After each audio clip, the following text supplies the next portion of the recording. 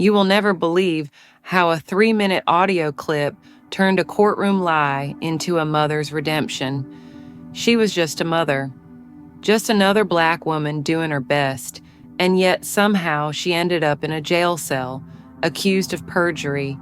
They said she lied under oath. They said she fabricated a story, but what they didn't know was that truth in its purest form was hiding in the smallest hands, those of her 6-year-old son.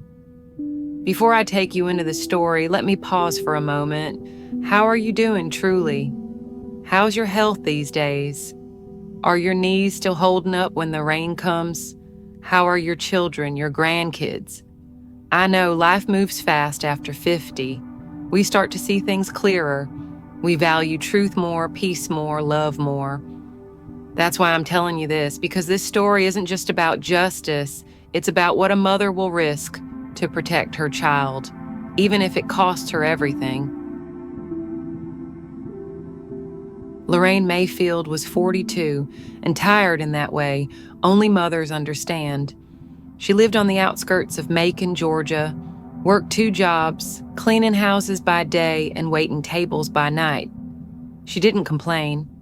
She prayed instead. Every Sunday morning, she sat in the second pew from the front, palms open, eyes closed, whispering prayers for strength. She had 3 children, Tasha, 17, smart, reserved, responsible. Jamal, 12, quick-witted, always in trouble at school, but loved his mama fiercely. Marcus, Altunja, her baby, quiet, always clutching her hand, always listening. They lived in a rented duplex with creaky floors and a cracked front window taped in an X. It wasn't much, but it was home. One humid evening in June, just after dinner, came the knock. 3 raps on the door. When Lorraine opened it, she saw 2 deputies and a warrant. "Ms. Lorraine Mayfield, you're under arrest for perjury." Tasha screamed. Jamal shouted. Marcus ran and hid. Lorraine blinked. "What?" "You gave false testimony under oath." Weeks before, she had testified in a case involving her neighbor, a man accused of child abuse. She had told the court she heard screams and saw someone run from the backyard, but she never said she saw his face. Now the defense accused her of lying, of making it up to settle an old dispute about a fence line. They took her away in cuffs, in front of her children. "Mama," Tasha cried. Lorraine tried to stay calm. "Call Aunt Rena. Stay together." The cell was cold. The food was worse. The shame, unbearable. "A Black mother lied," the headlines read. "Community divided." Her bond was too high, her bank account too low, so she waited and prayed and waited. Meanwhile, back at the duplex, Tasha found something strange under Marcus's bed, a toy cassette recorder. He carried it around all the time, recording nonsense, pretend interviews, his siblings snoring, birds outside. But that night, something made Tasha press play.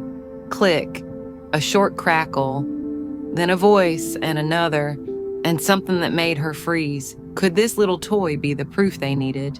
Tasha sat on the edge of her bed, the toy cassette recorder trembling in her hand. She didn't know whether to cry, scream, or run straight to the police station, but she did know this. What she just heard was real. It wasn't a game. It wasn't make-believe. It was evidence, raw, unfiltered, time-stamped by fate. The tape began with soft static. Then came Marcus's voice, small, sweet, narrating his world as if he were hosting a children's show. "Mommy's cooking rice. Jamal's yelling again. The man outside is yelling too." Then a beat, a door slamming, a sharp male voice. "You touch that kid again, I swear to God." Another voice, quieter, scared, defensive. "I didn't touch nobody." And then Lorraine's voice, distant but firm. "I'm calling the police right now." That was it. That was the missing moment the court never heard. The moment the man accused of abuse admitted to being present. The moment Lorraine's instincts had kicked in and her words caught on tape. Tasha pressed stop. Her hands were shaking. "Mama wasn't lying," she whispered. Marcus looked up from the couch, holding his teddy bear upside down. "Did I do bad?"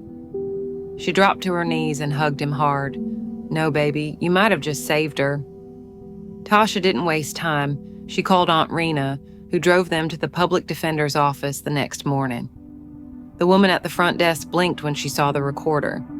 "You think this is going to overturn a perjury charge?" she said skeptically. Tasha didn't flinch. "Play it, just play it." They did. The room fell silent. By the time the tape ended, the defender, Mr. Calhoun, a wiry white man in his late 50s, was sitting up straight. He hit rewind and played it again. This time, he closed his eyes. He was listening not just as a lawyer, but as a father, as a human being. "This could be substantial," he finally said. "You think this can free her?" Tasha asked. "I think this tape can burn their entire case to the ground." Meanwhile, Lorraine sat in jail, trying to stay sane. Every knock on the cell door made her flinch. Every sound at night reminded her of her babies left behind. Her court-appointed attorney hadn't visited in days. The food tray smelled like rubber. And hope? Hope had become a cruel joke. That night, she sat cross-legged on the thin mattress and prayed. "Lord, if you're going to let me fall, just make sure my kids stand tall. But if there's a way out, if you see one, I'll take it, I'll walk it, I'll fight for it." The next morning, the guard called her name. "Mayfield, you got visitors." When Lorraine stepped into the glass-walled booth, she didn't expect to see Mr. Calhoun smile, or the little cassette tape in his hand. "We've got something," he said. "Can you feel it? That first flicker of light at the end of a tunnel? But here's the question that keeps me up at night, and maybe you too. What if Marcus hadn't pressed record? What if no one had believed Lorraine? Not her kids, not her lawyer, not even herself. Courtrooms are cold, not just from the air conditioning or the sterile walls, but from the way people look at you when they've already decided you're guilty."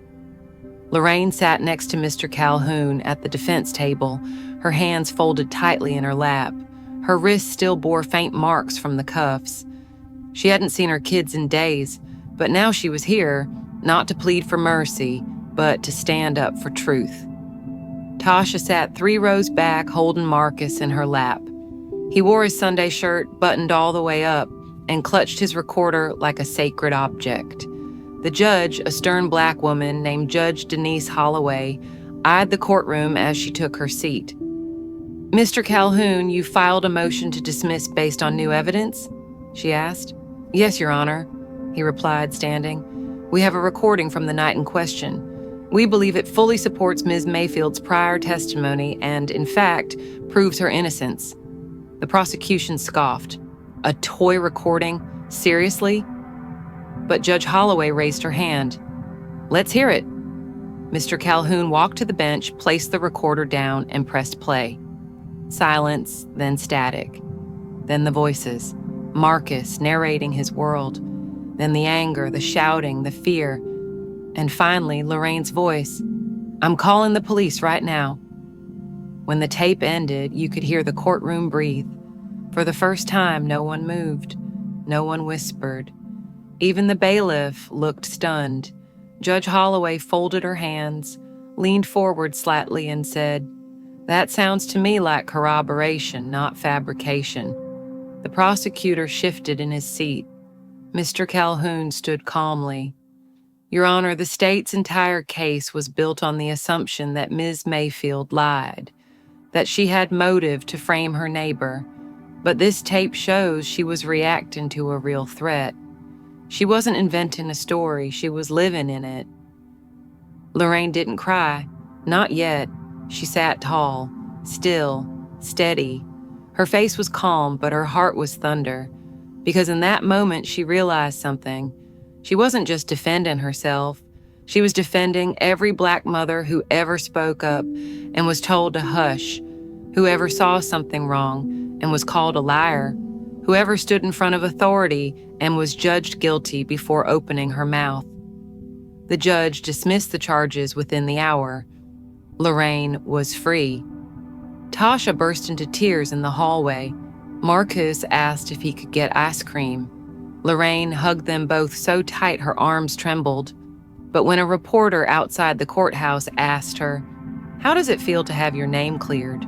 Lorraine didn't answer right away. She looked into the camera and said, "It was never about clearing my name. It was about protecting the truth. Have you ever been called a liar when you knew deep in your soul that you were telling the truth? Have you ever felt like the whole world was against you and the only thing you had left was your voice, or your child's voice?" Lorraine stepped out of that courthouse into the blinding Georgia sun, but the light didn't feel warm. It felt harsh, like a spotlight, like every eye in town had turned to stare. Some clapped. A few reporters asked for a quote, but many others, the neighbors she used to nod at, the grocery clerk who'd pack her bags, the women at church, just looked the other way. Freedom didn't come with a parade, it came with whispers. She got out on a technicality. Lucky break. Still don't trust her. Lorraine tried to keep her head high, but Tasha saw it. The way her mother walked a little slower down the cereal aisle, how she suddenly stopped going to Sunday service, how she started checking the locks on the door 3 times before bed, because even though the law had let her go, the world hadn't. Meanwhile, her neighbor, the man she had testified against, was still in the community. He hadn't been convicted. His case had been dismissed after Lorraine's credibility was questioned. And now that she was free, he was angry. He'd glare at them from across the street. Sometimes he'd follow Jamal on his bike. One day, a brick landed in their backyard with a note, "Next time, stay quiet." Lorraine called the police. They shrugged. No proof he did it. The irony burned. She had proof once, and no one believed her. Now they needed proof to protect her. But Lorraine wasn't the same woman anymore. Something inside her had changed. She began writing everything down, times, dates, license plates. She met with a lawyer. She joined a local justice group, women who'd faced false charges or had loved ones in the system. At their first meeting, she stood up and said, "My name is Lorraine Mayfield. I was accused of perjury, but the real lie is how quick this system is to doubt women like us." The room applauded. Some cried. Others nodded with the kind of understanding that goes bone deep. It was the first time in months she felt heard. At home, she started talking to Marcus differently. "Baby," she said one night, holding his hand, "you know what you did?" He blinked. "I pressed play." She smiled, tearful. "You didn't just press play, sweetheart. You made the world listen." But the threats didn't stop. One night, Lorraine came home to find her porch smeared in red paint. "Liar," it read. This time, she didn't call the police. She called the local paper. They sent a young black journalist named Keisha Holmes, and Keisha listened, really listened. Days later, an article appeared on the front page, "Cleared, but not safe, the price of being a black woman who spoke up." It spread like wildfire. People started paying attention. But it came with consequences, too. Let me ask you something. If speaking the truth put your family in danger, would you still do it? Would you still walk with your head high, knowing the world might try to crush you again? Because that's the question Lorraine was now facing, every single day. 2 weeks after the article went viral, Lorraine received a phone call from an unfamiliar number. She almost didn't answer. It was late, and lately, unknown calls brought only more threats. But something told her to pick up. "Mrs. Mayfield?" "Yes?" "My name is Reverend Henry Jacobs. I read about you. I believe I owe you an apology." There was a pause. Lorraine's brow furrowed. "Sir, I don't think we've met." "I sat on the jury.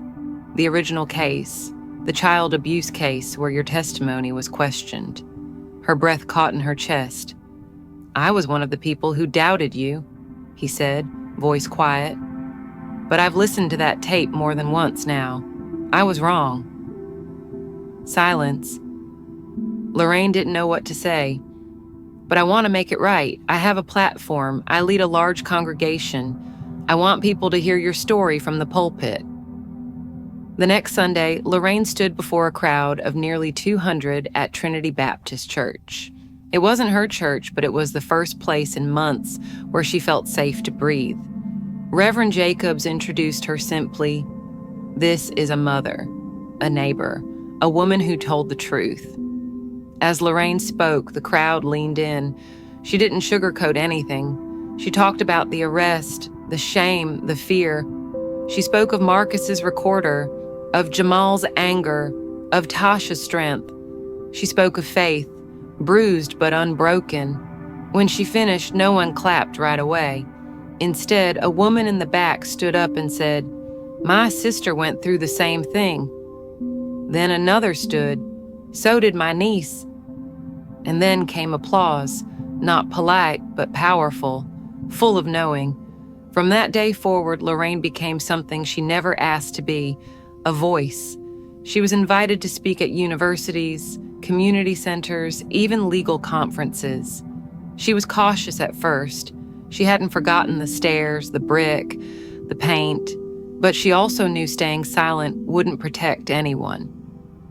One day, a woman approached her after a talk in Atlanta. "I'm an assistant DA," she whispered. "Off the record, we've had our eye on that neighbor of yours for years. You gave us a reason to look closer." Lorraine froze. "You're saying?" "I'm saying justice moves slow, but sometimes it moves." That night, Lorraine sat on the porch with Jamal, watching the fireflies blink in the dusk. "You're kind of famous now," he said, teasing. She smiled. "Fame's not the point, baby." "What is?" She turned, looked him square in the eye. "Survival, truth, and making sure nobody ever has to go through what we did." But here's the thing. What happens when the woman the town once doubted becomes the one everyone listens to? What do the people who tried to silence her do when she refuses to be quiet? The answer's coming, and it won't be gentle. Lorraine never thought she'd see the day when people started avoiding her, not out of suspicion, but out of fear. It started with silence at the grocery store, not from judgment, but wariness. Then came the phone call. "This is Officer Tanner. You remember me?" Of course she did. He was the one who cuffed her in front of her children. "I need to speak with you, off the record." Lorraine paused. "Why?" "Because there's something about your neighbor and about your case, something you deserve to know." They met in a diner 30 miles away. Tanner looked tired. His badge was off, his voice low. "We got a tip, anonymous, about the original abuse case. Turns out the man you testified against wasn't just a neighbor with a temper. He's part of a quiet little network of men under investigation. Child endangerment, intimidation, coercion." Lorraine blinked. "And you knew this back then?" "We suspected, but you know how it works. No witness, no proof. And when your testimony got tossed," he shook his head, "we lost the lead. We lost momentum." Her throat went dry. "You let a predator go free because I'm black." He didn't answer. He didn't have to. But now the tape had changed the game. With it, authorities reopened files. More women came forward. Quiet stories became loud headlines. The same reporter who once wrote, "Black mother arrested for lying," now ran a new headline. "Hero mom's tape sparks widen an investigation." Lorraine hated the word hero. She wasn't wearing a cape. She was wearing trauma, scars. She didn't feel brave. She felt like she had barely survived. But the truth was catching fire, and the people who tried to silence her, they were running out of places to hide. One evening, Jamal came home with a bruised eye. "Who did it?" she asked. He hesitated. "Some kid at school. Said I'm the liar's kid. Said my mama's gonna get them all arrested." She pulled him close. "You're not a liar's kid. You're a truth teller's son." That night, Lorraine sat on the porch with Marcus, holding his little recorder in her hand. She realized something. That tape didn't just save her. It started a war, a quiet war, one that needed more than recordings. It needed voices, actions, courage. Let me ask you something. Have you ever had to carry a truth so heavy? You wondered if it was safer to bury it? But what if that truth could save someone else's life? Would you still stay silent? It was a letter slipped under the door in the middle of the night. No envelope, just a folded sheet of paper. We know what you're doing. Back off. You've been warned once. Lorraine stared at it for a long time. Her hands didn't shake, not this time. She walked to the kitchen, poured herself a glass of water, and stood at the sink while the refrigerator hummed behind her. She had faced worse: public shame, false arrest, nights in jail. But now the threat was different. It wasn't personal anymore. It was institutional. It was power trying to protect itself. The very next morning, she met with Keisha Holmes, again, the journalist. "There's more to this," Lorraine said.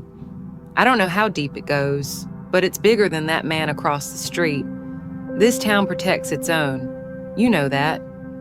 Keisha nodded, already flipping pages in her notebook. "You want to go public?" "I want to go deeper. If I'm going to risk everything, I want the whole system shaken."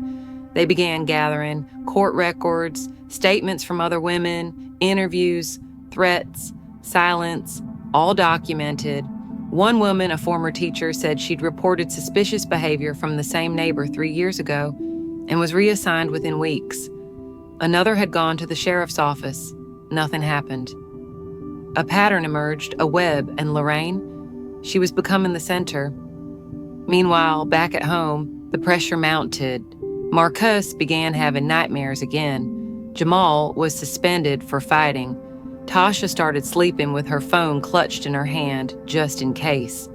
Lorraine sat them all down one evening. "I need to ask y'all something," she said gently. "Are we ready to do this? To really do this? It's not going to be easy." Tasha nodded first. "We already went through hell, Mama. Might as well make it count." Jamal added, "Let's burn it down." And Marcus? He reached for his recorder and whispered, "Can I press play again?" It wasn't just a story anymore. It was a case, and it was about to go national. But let me ask you, because this story isn't just about Lorraine, if you had the chance to expose injustice, but it meant risking the little piece you'd finally found, would you take it? Would you stand up, knowing they might come for you next? The exposé dropped on a Tuesday, front page, full column, national circulation. Perjury or pattern? The town that silenced a mother. Keisha Holmes had outdone herself. She didn't just tell Lorraine's story. She named names, traced timelines, connected dots, linked officials who had ignored complaints, covered up reports, and intimidated witnesses. It was all there. The article lit up social media. Lorraine's phone buzzed nonstop. Some were angry, some were proud. Some wanted her to run for office. Others wanted her to disappear. By noon, the mayor had issued a statement. By evening, the sheriff's department had opened an internal review. And by midnight, someone had set fire to Lorraine's mailbox. But Lorraine didn't flinch. She called a press conference the next morning, simple, raw, standing outside the courthouse where she'd once been humiliated. "No one protected me when I told the truth," she said into the mic. "No one protected my babies, so now I'm protecting others, and I'm not going anywhere." It aired live, across the country. She received a standing ovation from strangers and hate mail from neighbors.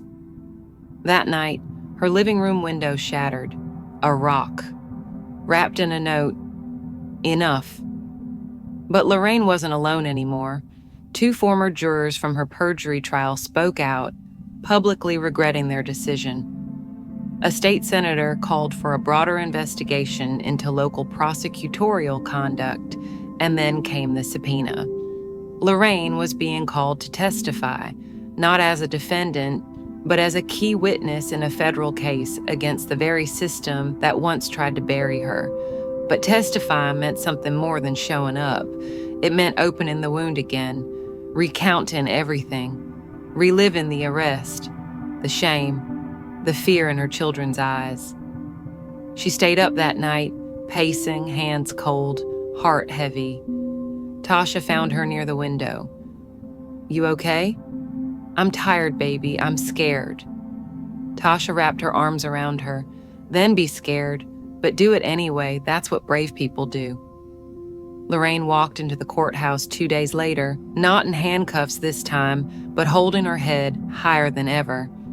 As she took the stand, she glanced down at the small cassette recorder in her purse. Marcus had insisted she carry it. "Just in case," he'd said. "Just in case the world needed to hear the truth. Again." So let me ask you, dear friend, have you ever had to stand up in the same place where they once knocked you down?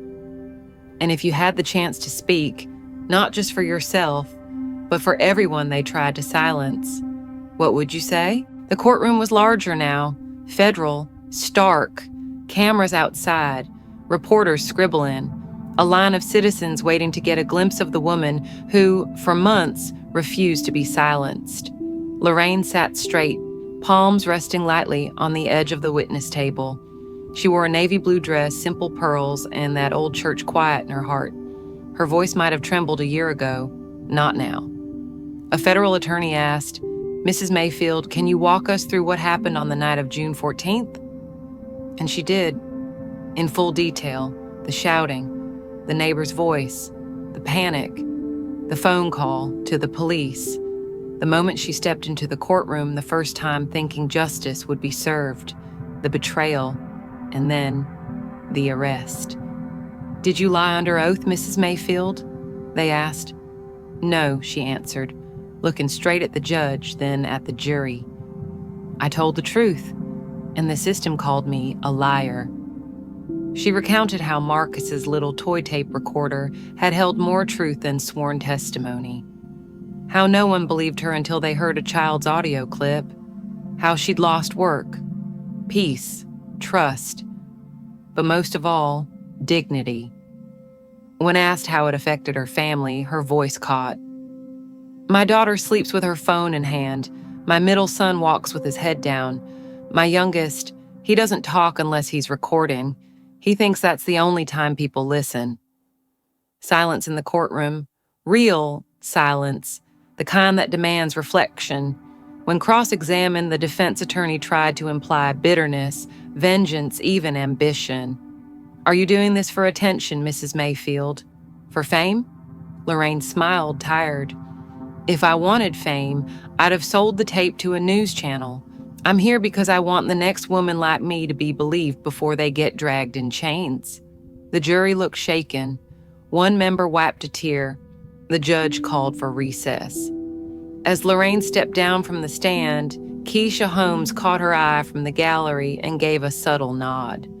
This wasn't just a testimony, it was a reckoning. But the system wasn't finished with her yet. Outside, as cameras clicked and microphones stretched forward, a voice in the crowd shouted, "You should have stayed quiet." Another added, "You brought shame to this town."